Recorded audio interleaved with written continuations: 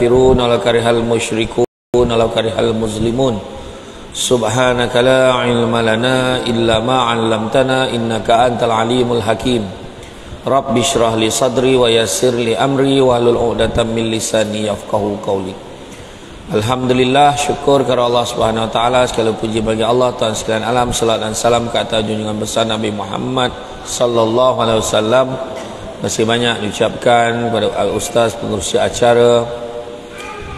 Begitu juga semua yang hadir pada hari ini. Alhamdulillah, hari ini Allah rezekikan kita bersama dalam kuliah ilmu, kuliah duha pada pagi ini, yang mana Nabi sebut barang siapa yang mengikuti jalan-jalan ke majlis ilmu, maka Allah akan anugerahkan kepadanya jalan-jalan ke syurga. Amin, mudah-mudahan. Jangan lupa hashtag pergi syurga balik hari. Jadi hari ini topik yang dah diberikan kepada saya adalah tentang adakah esok masih ada. Bila sebut tentang adakah esok masih ada, kita ada jawapannya. Tak ada siapa pun yang boleh meletakkan duit, yang meletakkan satu harga untuk menyatakan bahawa esok itu confirm ada. Kita bila kita tanya adakah esok masih ada, itu adalah soalan yang paling tepat sekali untuk mengukur betapa sementaranya dunia ini. Kalau kita pergi tempah baju, kita tempah baju raya, tempah baju raya macam sekarang kan, bulan 1 dah orang perempuan dah mula tanya tahun ni tema kala apa. Sebab raya dah tak lama katanya, tak lama lagi dah nak puasa. Maka bila kita tempah baju raya tu, kita cakap nak kain macam ni, nak macam ni, biar sama. Yang ni lawa, ada bunga macam ni, dia corak-corak macam ni. Kemudian bila siap aja kita pun pakailah pada ni. Belum puasa pun lagi kita dah try baju tu. Cantik baju ni. Pagi raya ni kalau orang nampak ni mesti orang cakap cantik punya lah. Persoalan yang patut kita tanya, confirm ke hidup lagi pagi raya? Itu soalan. Itu sebabnya kalau kita buka ke dalam kitab Minhaj Al-Abidin daripada Imam Al-Ghazali, memberitahu kita ni dilarang sama sekali untuk panjang cita-cita. Kadang kita cakap, kita tak sedar. Kita cakap, kau tengoklah hujung tahun ni jadi apa rumah aku ni. Dia kata tu. Seolah-olah kita ni ada kekuasa untuk menentukan apa yang akan berlaku akhir tahun ni. Itu sebabnya insya-Allah kalau ada rezeki hujung tahun ni aku bercadang nak buat ini macam tu, insya-Allah dengan izin Allah. Kalau ada rezeki, nampak ayat tu, kalau ada umur macam tu. Tu sebabnya kalau kita cuba baju raya dekat kedai Cina tu, ataupun kat kedai yang kita tempah tu, kita try pakai, ayat mulut ni jangan panjang cerita-cerita. Ayat dia kata apa? Ya Allah, jika ada kebaikannya dapat aku pakai baju ni pagi raya, macam tu. Jadi macam tu lah. Tu sebabnya kalau kita tengok kan, dalam hidup kita ni kadang-kadang kita rasa kita ada masa yang panjang. Tu sebab tajuk ni dipilih, adakah esok masih ada. Nabi pernah ambil satu ranting kayu, Nabi lukis dekat tanah tu, Nabi buat garisan panjang macam tu. Kemudian dekat garisan panjang tu Nabi buatlah segi 4 tepat melekat. Segi 4 tepat dekat garisan yang panjang tu. Dalam segi 4 tepat tu Nabi cakar-cakar dekat dalam ni. Boleh bayang tak macam mana rupa dia tu? Buat garisan panjang, kemudian ada satu segi 4 tepat tergantung dekat garisan yang panjang tu. Dalam segi 4 tepat tu Nabi cakar-cakar dekat dalam. Sahabat tanya, apa yang kau lukis tu Rasulullah? Nabi kata yang garisan panjang tu itulah cita-cita manusia. Nak buat itu, nak buat ini, nak tukar sport rim, nak beli rumah, nak beli kereta, nak itu, nak ini. Dapat gaji aku nak kumpul, lepas 10 bulan nanti kau tengoklah aku nak beli motosikal besar macam mana. Contohlah, cita-cita panjang. Yang segi 4 tepat tadi, yang tu, rupa-rupanya kata Nabi, setakat itu je umur kita. Lepas tu yang cakar dekat dalam tu tadi, itulah ujian, itulah dugaan, itulah macam-macam yang kita hadapi, kesibukan masa dan sebagainya.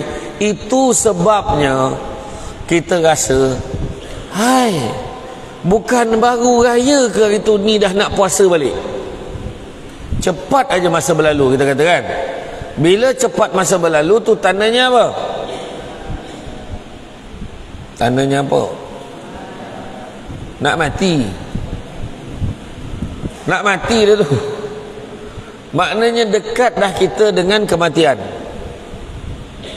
Dekat dah. Siapa yang apa? Oh, jap. Tengok nafas ni rasa lama lagi ni. Jangan cakap. Baru keluar dengan tersalah pijak kat tangga tu, terjatuh, mati. Contoh.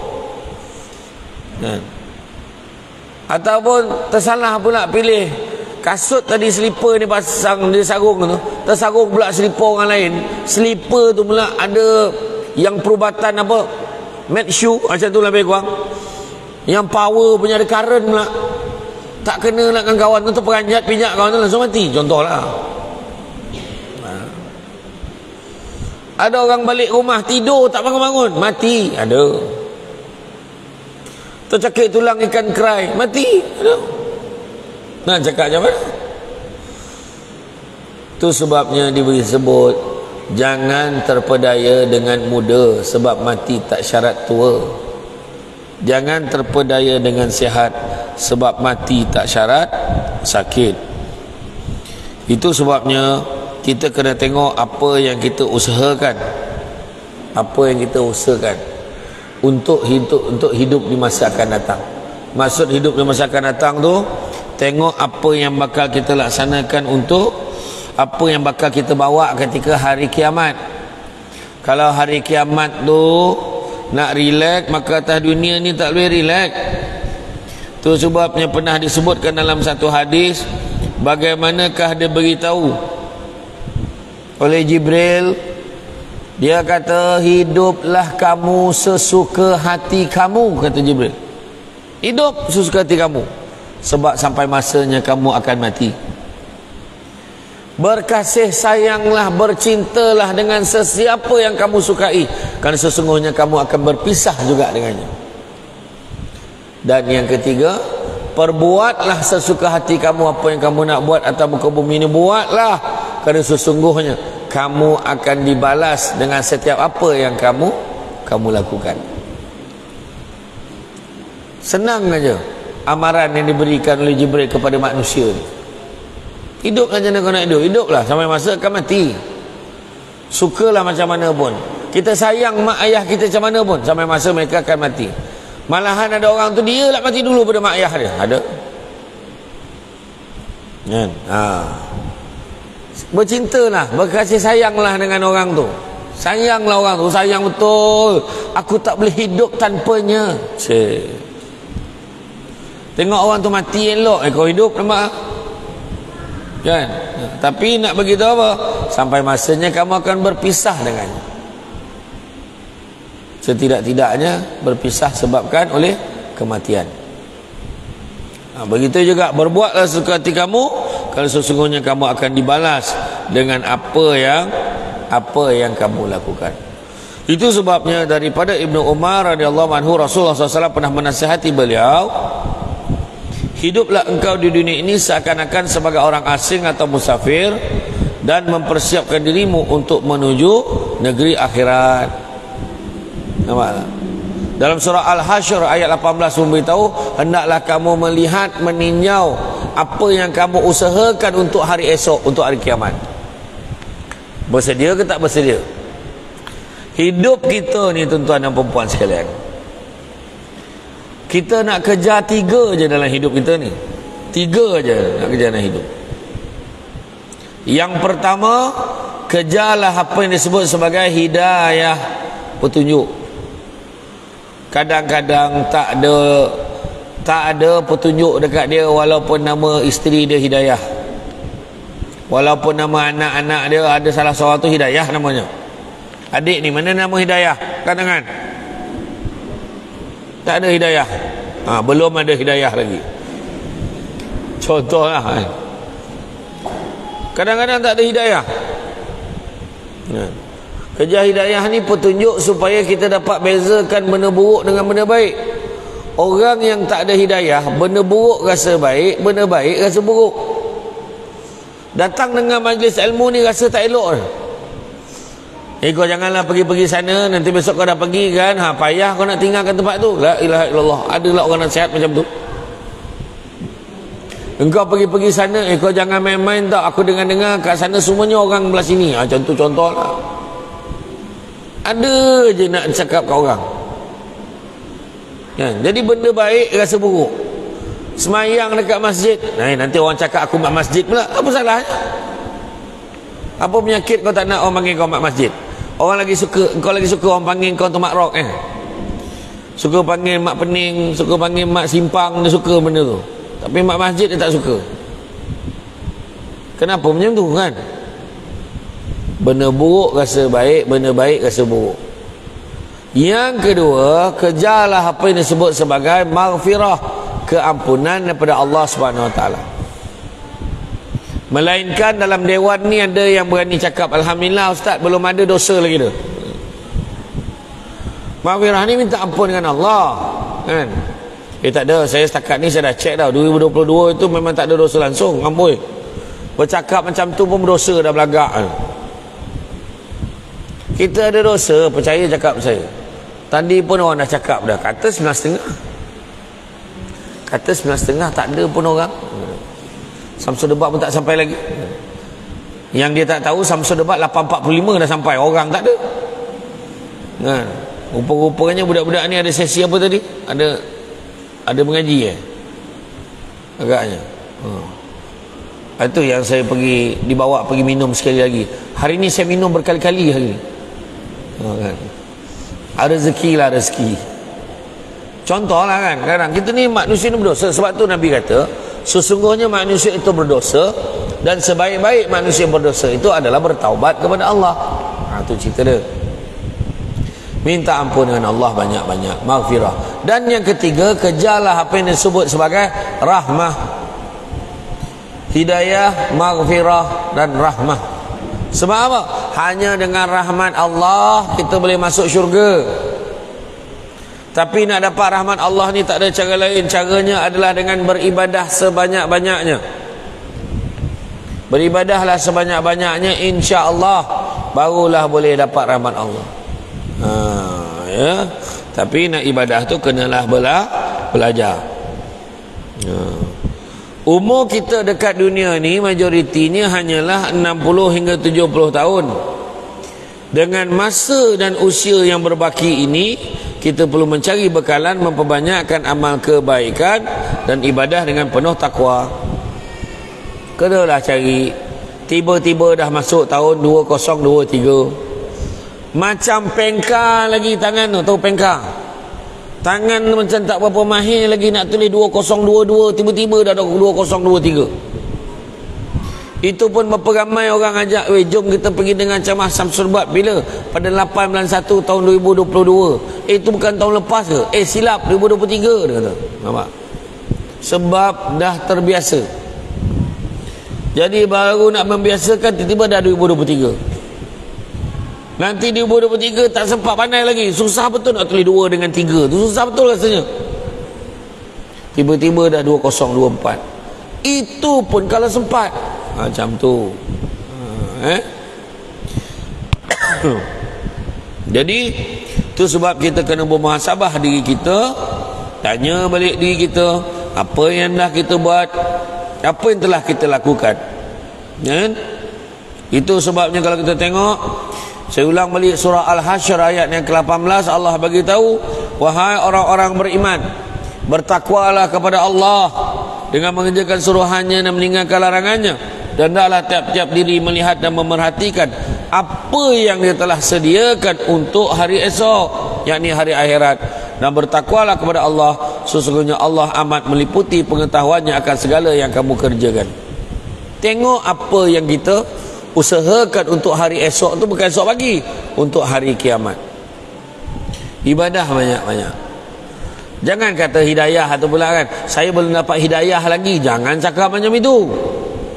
Sebab apa? Ramai orang cakap, saya belum sampai seru. Kenapa tak tutup aurat belum sampai seru? Tak terfikir lagi nak tutup aurat. Ayat dia. Dengan penuh confident dia kan. Dia kata belum sampai seru. Apa pahaman orang Melayu pasal seru ni? Bukannya menyeru, tak. Seru tu pada orang Melayu lah kebanyakannya, dia accident terbalik, dia hidup lagi. Ataupun berenang ramai-ramai, yang lain semua mati lemas, dia seorang terselamat. Lepas tu seru dah sampai tu. Rumah terbakar, dia seorang yang terselamat. Dia seorang yang tak terbakar. Elok tidur, tilam dia tak terbakar. Waduh. Maka komen saya, mujur kau tak mampus sekali dengan tu. Jangan tunggu macam tu keadaannya. Kalau kita kata belum dapat petunjuk, belum dapat hidayah, soalan yang patut kita tanya, apakah tak cukup Al-Quran dan Sunnah itu, Al-Quran dan hadis itu menjadi petunjuk kepada kita untuk berubah? Itu sebab hidayah ni jangan tunggu, kena cari. Ya, kena cari. Dan dalam ayat yang saya bacakan tadi, maka Islam menggalakkan agar kita semua ni bermuhasabah, merenung balik, tengok di mana kedudukan kita. Makin lama makin ramai duduk kat belakang ni, depannya ada kosong ni. Kan, sian nampak kan. Nak tengok Samsul debat bahasa tungau tu, tak nampak macam tu, mata dah lah buta, tak nampak, duduklah belakang. Aduh. Kan, mungkin lelaki boleh penuhkan depan kot, lelaki ke depan sikit kot, boleh penuhkan depan. Meh. Kesian orang perempuan ke depan lagi. Baru dapat tengok Samsul debat depan-depan. Tengok belakang macam mana pula kan. Orang perempuan penuh ke depan. Cepat. Alhamdulillah. Ramai ni saya tengok, tak kurang 10,000 ni.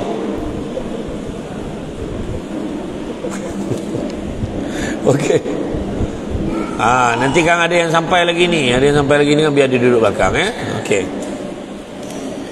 Jadi itu sebabnya kalau kita tengok, jangan usahlah kita ni membuang masa kita, membuang umur kita, membuang masa kita dengan sia-sia tanpa sedikit pun rasa menyesal ataupun bersedih.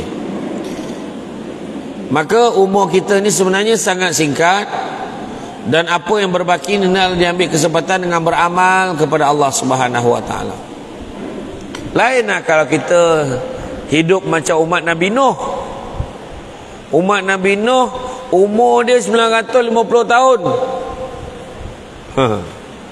Kita kalau umur 900 tahun, saya ingat kosong bilik ceramah.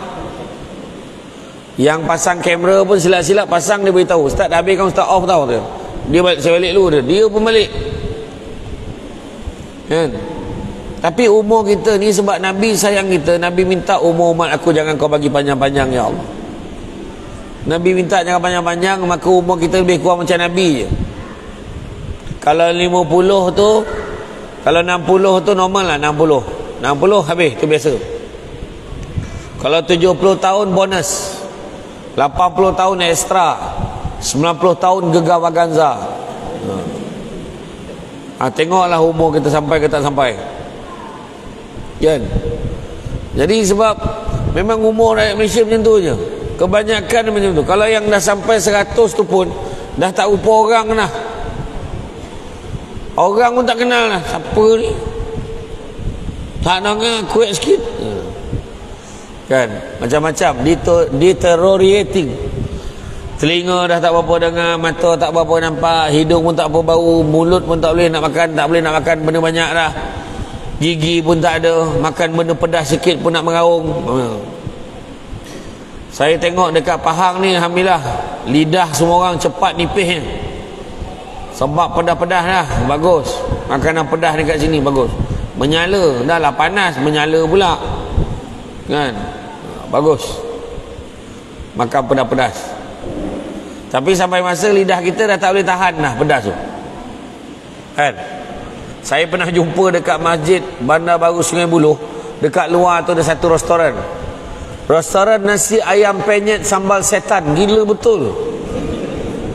Sambal setan letak. Saya tak tahu agak masa ni pedas tu orang menyetankan orang ke tak tahu lah. Pedas tu setan betul. Agaknya macam tu lah. Saya pernah jumpa ada seorang sahabat. Dia baru balik daripada Jogja, Jakarta. Dia ada sambal tu, dia ada 3 jenis sambal. Sambal hijau, sambal mak kandung. Mak kandung pedas sikit daripada sambal hijau tu. Sambal mak tiri tu paling pedas. Ada satu sambal lagi, dia kata sambal iblis. Sambal iblis tu dia tak boleh jual sebab dia tak tahan lama. Dia siapa yang nak baru dia buat. Macam tu. Saya tak tahulah. Aku rasa ada yang lupa diri makan tu. Hilang nama, lupa dia nama sebenar dia. Agak macam tu lah. Punya teruk pedas. Kalau orang cakap, Ustaz orang Negeri Sembilan takkan tak biasa makan pedas. Saya nak bagi tahu semua. Falsafah pedas Negeri Sembilan ni. Falsafah pedas Negeri Sembilan ni, pedas jangan sampai hilang rasa. Tu dia ayat dia. Pedas boleh pedas, tapi janganlah pedas sangat sampai hilang rasa. Lah kejap-kejap lapor diri, kejap-kejap lapor diri. Lapor diri kat jamban. Apa sebab? Tak masak sangat ladanya tu. Dia kalau pedas tapi masaknya cukup, macam ni. Saya saja bagi hint untuk orang yang bakal masakkan lauk untuk saya tengah hari ni. Macam tu je.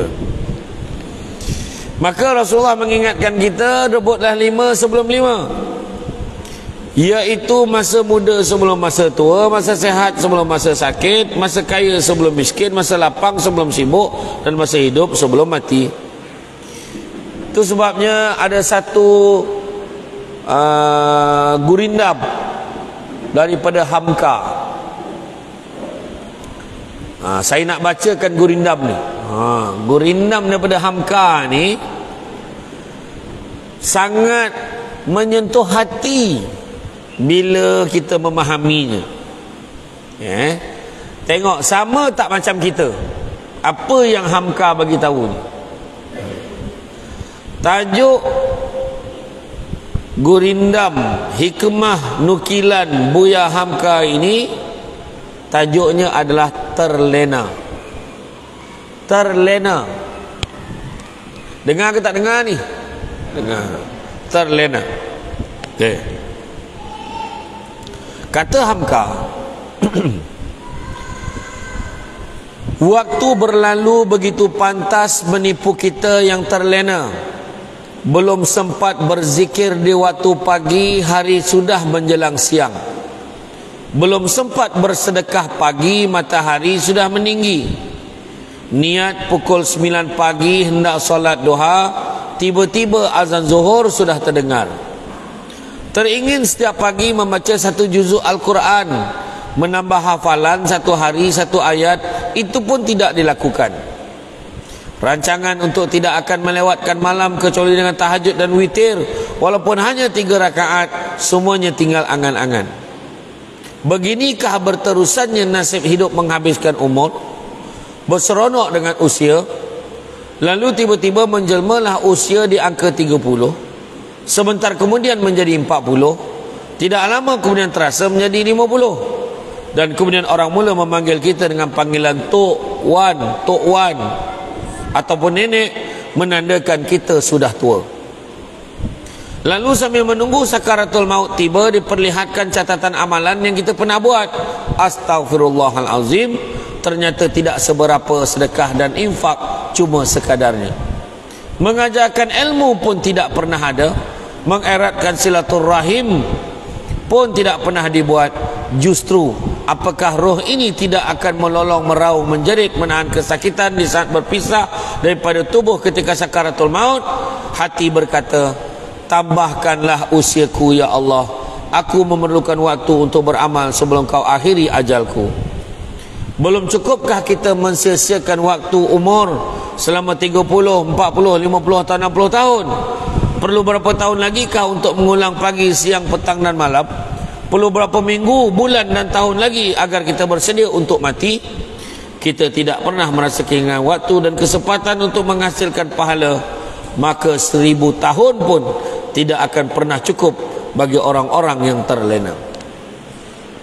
Macam itulah kita kan.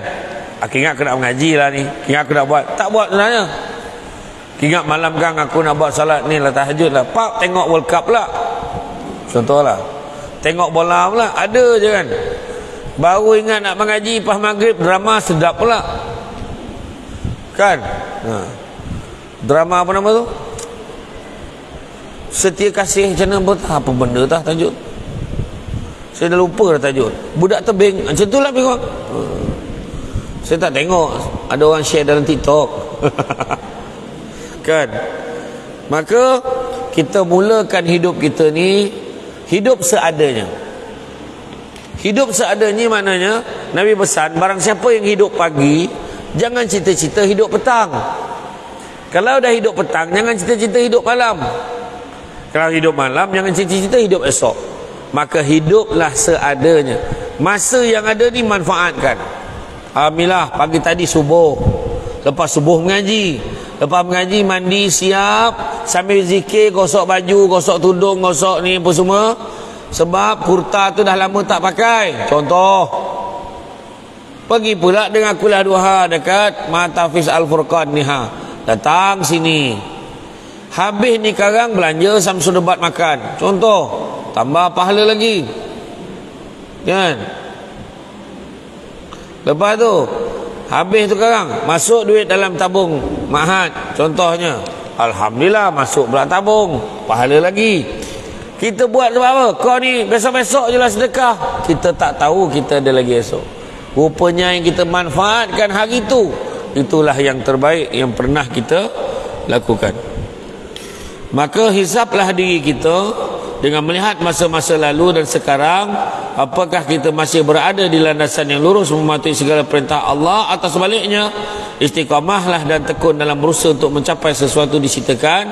Kerana inilah merupakan perkara terpenting sebagai seorang mukmin. Firman Allah Subhanahu wa taala dalam surah Ar-Ra'd ayat yang ke-11, sesungguhnya Allah tidak akan mengubah keadaan satu kaum sebelum mereka mengubah nasib mereka sendiri.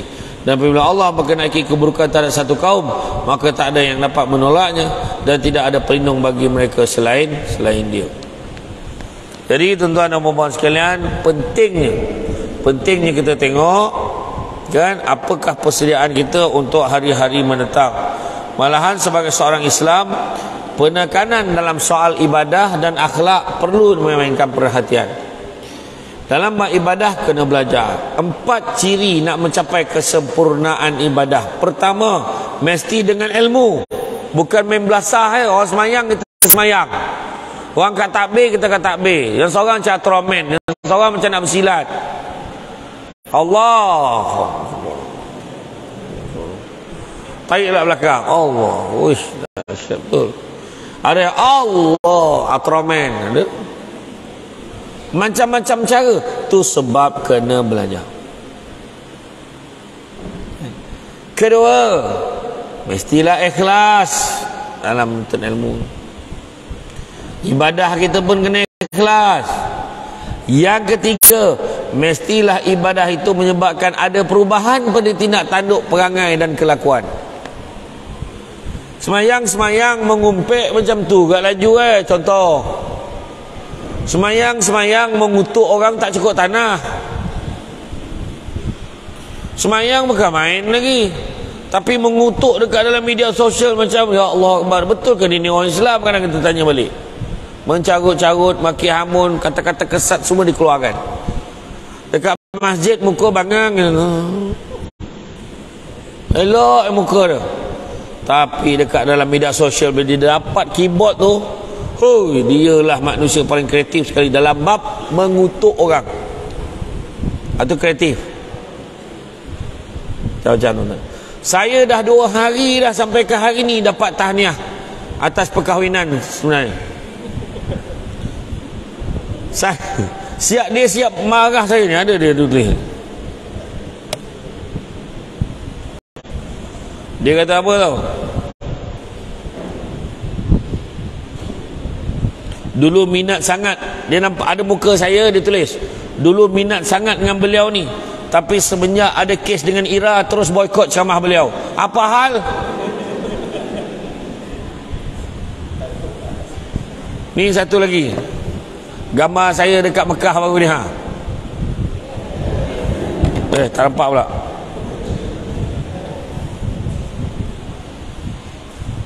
Gambar saya tengah ziarah luar kan. Ya. Dia komen ni, perangai orang jantan duk ceramah hari-hari pasal kahwin, adalah dia yang kahwin. Tak guna punya jantan, dia kata.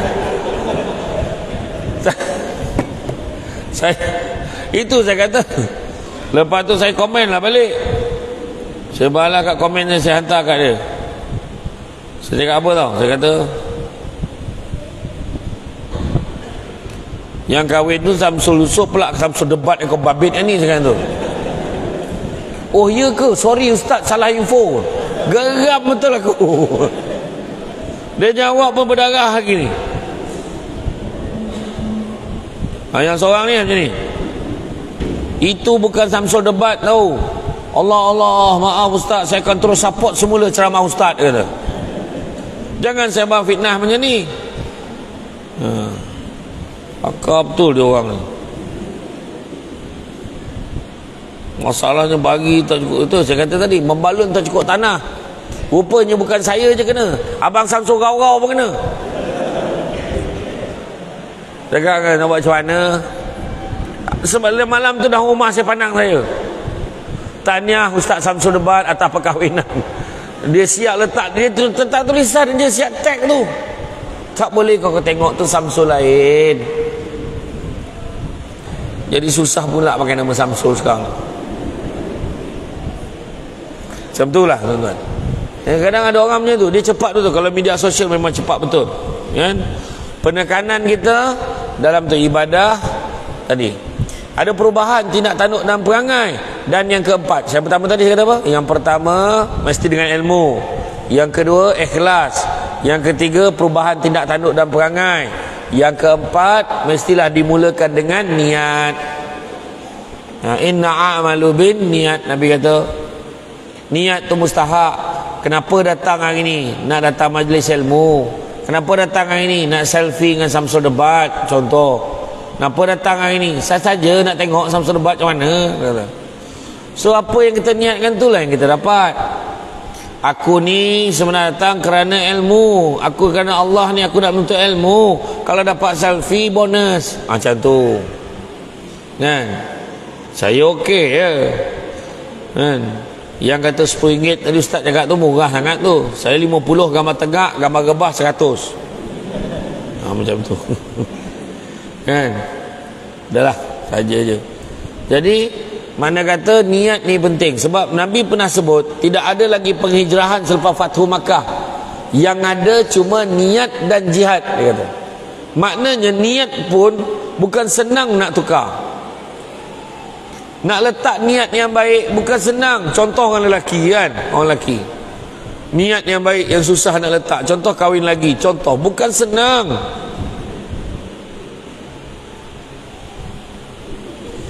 Saya nak tengok respon orang perempuan. Orang lelaki, dia letak niat pun dia tak berani. Niat, kalau dia niat pun lafaz niat dia takkan bagi bunyi. Contohlah. Ataupun satu lagi lah, itu tajuk tu mungkin apalah. Satu lagi apa? Niat nak berhenti merokok. Oh, tengok. Siapa yang dah merokok tu susah. Cakap lah macam mana pun. Mulalah dia berhujah. Imam yang balik daripada Mesir hari tu, dia pun rokok. Dia kata, nampak tu? Dia babitkan dengan orang lain. Bukan senang. Tu yang Datuk Dr. Haji Fadilah Kamsah kata, manusia ni bukannya tak nak berubah, cuma dia tak nampak sebab kenapa dia kena berubah. Sebenarnya itulah yang Nabi sebut. Nabi kata niat dan jihad. Niat tu susah, apatah lagi perjuangan jihad untuk melaksanakan apa yang diniatkan. Bukan senang. Dah biasa mengumpat juga. Tingginya Samsul debat tu, contoh tadi kan berbunyi dia, tinggi kan, mengumpat. Saya maafkan dah.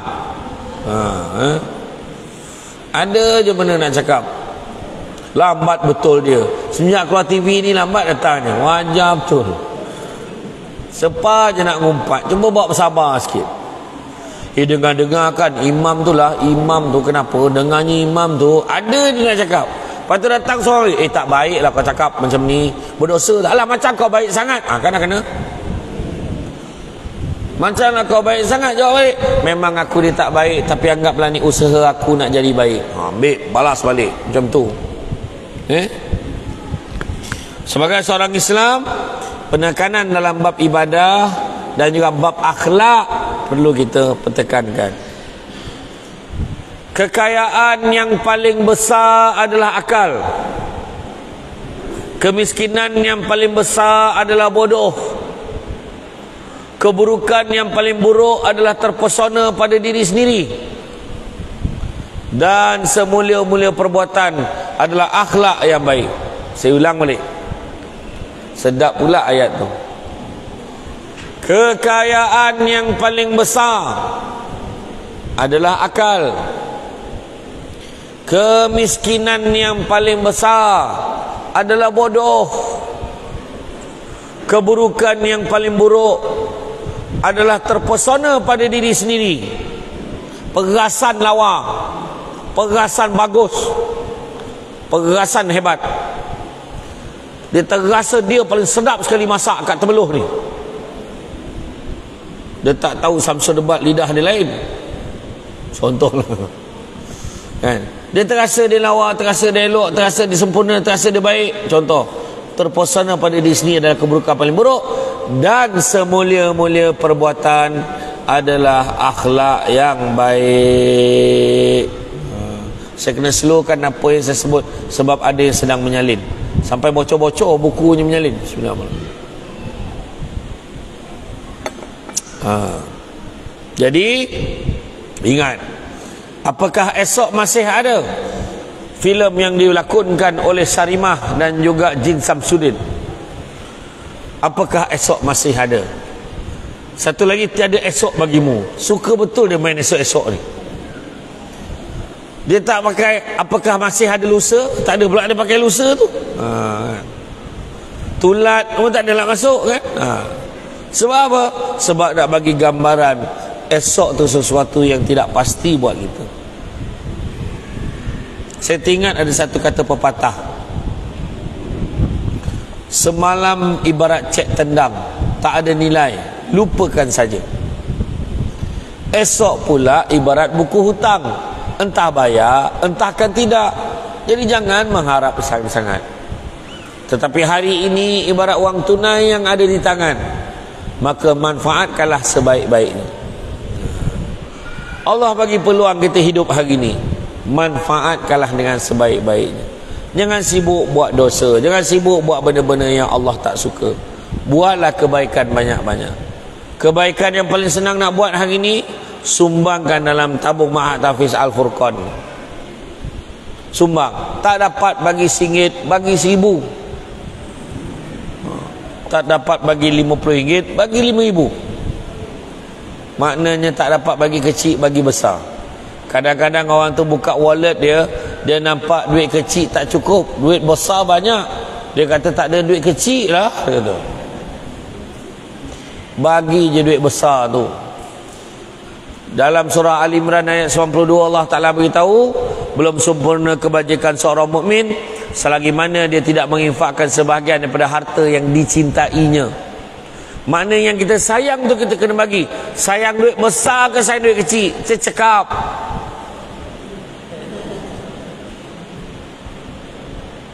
maka lalulah tabung. Ada RM5, ada RM50. Dia masukkan RM5. Ustaz, saya sayang betul RM5 tu. Tu yang saya bagi RM5 je. RM50 tu saya tak sayang. Tahulah saya kerjakan dia kejap lagi. Kau nak tipu siapa? Bagi tu bagi yang mendatangkan kesan dalam hati. Contoh bila bagi tu menyala mata, lah termasuk RM50, segar mata kita. Itu terbaik tu. Jangan minta balik dengan imam, mam minta maaf mam, salah sedekah. Jangan macam itu kan. Jadi azam kita kan, usaha kita adalah untuk jadi manusia yang lebih baik. Baginda SAW bersabda, sesungguhnya sesuatu yang paling utama dalam mizan timbangan pada hari kiamat adalah akhlak yang baik. Perangai kita kena elok, perangai kita biarlah yang baik-baik. Memang tak dinafikan akan adanya ujian dan dugaan. dalam kehidupan yang terpaksa kita tempuhi, hingga kita perlu bergantung, hingga kita terpaksa bergantung dan berserah kepada Allah SWT semata-mata. Jadi setiap matlamat nak dicapai hendaklah dimulakan dengan niat dan disusuli dengan usaha. Usaha pula perlu disusun dengan strategi supaya dilakukan secara peringkat agar memudahkan untuk ia dilaksanakan. Tak adalah nak ubah semua, berubah daripada buruk kepada baik, baik kepada lebih baik, lebih baik kepada lebih baik. Macam itulah. Kita ni tak sempurna. Nabi pun sebut manusia itu berdosa, dan sebaik-baik manusia berdosa itu bertaubat pada Allah. Jadi kita ni tak sempurna, ada buat salah. Jadi sentiasa berusaha memperbaiki diri kita. Nak cakap Samsul debat betul semua pun tak betul. Saya ni kadang marah orang ambil gambar dengan saya ni, ada time dia. Contoh, kita tengah makan, sibuk nak ambil gambar. Cubalah kau bagi aku habis makan dulu. Contoh ke? Contoh lah. Lagi satu lagi, saya paling tak suka orang yang macam dah kenal saya 10 tahun. Orang kampung, aku duduk pekan, tak duduk kampung. Contoh lah. Lepas tu bila bergambar kan, tangan dia letak sini tu. Sup. Bayangkan tu. Konon macam dia rapat sangat dengan saya tu kan. Ambil gambar je lah. Itu yang makcik dekat Kelantan, ada seorang makcik tu, daripada dalam telekung macam ni. Mini love makcik ni, terkejut tengok. Boleh je ambil gambar, okey. Cuma janganlah, kalau saya tengah mengunyah tu, janganlah dia ambil gambar macam ni, mulut berminyak-minyak kan. Contoh. Tapi hari ni boleh, ya, jangan risau. Jangan berebut-rebut. Ambil turn masing-masing. Cuma pada yang perempuan ambil gambar, jangan pula di crop tinggal berdua. Dah elok gambar-gambar ramai, dia crop, dia potong tinggal berdua, buat wallpaper. Mampus laki dia marah kat aku. Jaga. Kemudian jangan lupa 5 aspek yang kena ada dalam diri kita, insya-Allah selamat hidup kita dunia akhirat. 5 perkara yang kena ada, insya-Allah selamat dunia akhirat. Apakah 5 perkara itu? Yang pertama yang kena ada adalah, yang pertama yang kena ada dalam hidup kita supaya selamat di dunia akhirat adalah, yang pertama, kawan tu nak menjadi mengigil, cepatlah, apa ni yang pertama ni? Yang pertama yang kena ada, insya-Allah saya akan kongsikan sekejap saja lagi. Geram kawan, kepala dah tulis ni. Yang pertama yang kena ada adalah nombor 1, ya, nombor 1. Yang pertama, the first one, yang kena ada adalah apa dia? Aduh, main-mainlah ustaz, cepatlah, aku nak salin ni, dia. Yang pertama yang kena ada dalam kehidupan seseorang manusia kalau sama dunia akhirat adalah, yang pertama adalah sabar. Itu sebab dia beruji tadi jam tu. Tak sabar-sabar nak menulis, macam mana sabar? Yang pertama kena ada sabar. Siapa yang bersabar, insya-Allah dia akan berjaya. Sabar banyak-banyak. Yang kedua, the second one, yang kedua yang kena ada supaya selamat dunia akhirat, yang kedua, number 2, yang kedua, second one, isnain, adalah berdebarnya nak boleh syukur. Tu yang kedua. Belajar bersyukur, insya-Allah berjaya. Dapat air kosong datang jauh-jauh daripada Seremban pun syukur. Air kosong cap desa. syukur. Orang yang syukur hatinya lapang. Orang yang syukur hatinya rasa gembira walaupun sikit. Syukur. Yang ketiga, tak apalah, tak payahlah yang ketiga tu. Yang keempat, tak boleh. Tak boleh lah macam tu ustaz. Cakap lah ketiga apa, dia kata. Biarkan kosong tiga tu. Tak mahu dia ustaz. Misalnya nanti notanya tu tak lengkap. Yelah.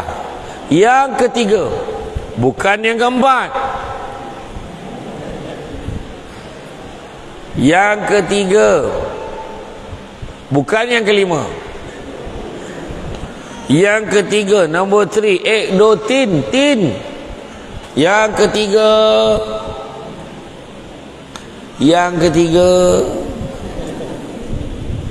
yang ketiga adalah tawakal kepada Allah. Apa juga yang kita buat, kita dah usaha serah kepada Allah untuk bagi yang terbaik kepada kita. Tawakal ala Allah. Setelah kita berusaha, kita panjangkan letakkan tawakal pada Allah SWT untuk bagi yang terbaik kepada kita. Itu ketiga. Yang keempat, kali ini betul yang keempat, bukan yang ketiga. Yang keempat, number 4. Yang keempat, number 4. Yang keempat adalah